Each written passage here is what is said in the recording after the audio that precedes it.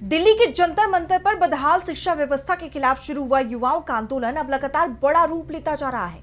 शिक्षा मंत्री धर्मेंद्र प्रधान के इस्तीफे की मांग को लेकर हजारों युवा सड़कों पर डटे हुए हैं। आज इस प्रदर्शन का 24वां दिन है, लेकिन इतने दिनों बाद भी ना तो युवाओं का गुस्सा कम हुआ और ना ही उनके हौसले कमजोर पड़े, बल्कि हर गुजरते दिन के साथ आंदोलन और ज्यादा तेज होता दिखाई दे रहा है। जंतर मंतर पर जुटे युवाओं का कहना है कि देश की शिक्षा व्यवस्था लगातार गंभीर संकट से गुजर रही है।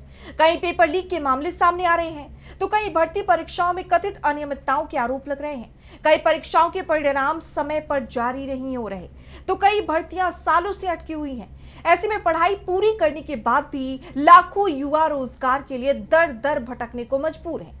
युवाओं का आरोप यह भी है कि सरकार उनकी समस्याओं को गंभीरता से नहीं ले रही।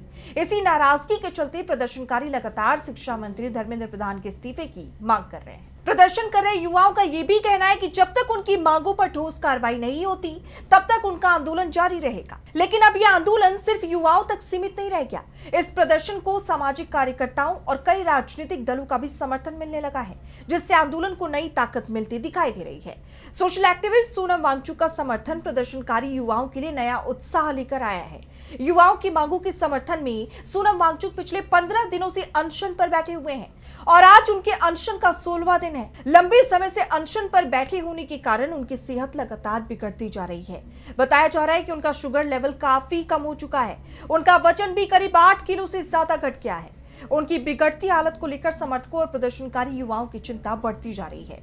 लेकिन खराब स्वास्थ्य के बावजूद सोनम वांगचुक पीछे हटने के लिए तैयार नहीं है। उनका कहना है कि युवाओं के भविष्य और शिक्षा व्यवस्था में सुधार के लिए ये लड़ाई बेहद जरूरी है। युवाओं के समर्थन में उनका अनशन प्रदर्शनकारियों के हौसले को और मजबूत कर रहा है। वहीं अब इस आंदोलन को सियासी दलों का भी खुलकर समर्थन मिलने लगा है। विपक्षी दलों के कई नेता लगातार जंतर मंतर पर पहुंच रहे हैं, युवाओं से मुलाकात कर रहे हैं और उनकी मांगों के समर्थन में सरकार को घेर रहे हैं। बीते दिन समाजवादी पार्टी के सांसद पुष्पेंद्र सरोज भी जंतर मंतर पहुंचे, जहां उन्होंने प्रदर्शन कर रहे युवाओं से बातचीत की, उनकी समस्याएं सुनी और उनकी मांगों का समर्थन किया। इस दौरान पुष्पेंद्र सरोज ने बीजेपी सरकार पर जमकर निशाना साधा। उन्होंने आरोप लगाया कि देश के युवाओं को रोजगार और बेहतर शिक्षा व्यवस्था देने के बजाय उनकी आवाज को नजरअंदाज किया जा रहा है। उन्होंने शिक्षा मंत्री धर्मेंद्र प्रधान के इस्तीफे की मांग को भी दोहराया। विपक्षी नेताओं के लगातार प्रदर्शन में पहुंचने से अब इस आंदोलन ने सियासी रंग भी लेना शुरू कर दिया है। एक तरफ युवा अपनी मांगों को लेकर पीछे हटने के लिए तैयार नहीं है, तो दूसरी तरफ विपक्ष इस मुद्दे को लेकर सरकार पर लगातार दबाव बना रहा है। ऐसे में जंतर मंतर पर बढ़ती भीड़ और आंदोलन को मिल रहे राजनीतिक समर्थन ने बीजेपी की चिंता बढ़ा दी है, क्योंकि शिक्षा और रोजगार जैसे मुद्दे सीधे देश के करोड़ों युवाओं से जुड़े हुए हैं। अब सबसे बड़ा सवाल यह है कि क्या सरकार प्रदर्शन कर रहे युवाओं की मांगों पर कोई ठोस कदम उठाएगी? क्या शिक्षा मंत्री धर्मेंद्र प्रधान युवाओं से बातचीत करेंगे, या फिर जंतर मंतर पर जारी आंदोलन आने वाले दिनों में और बड़ा रूप लेगा?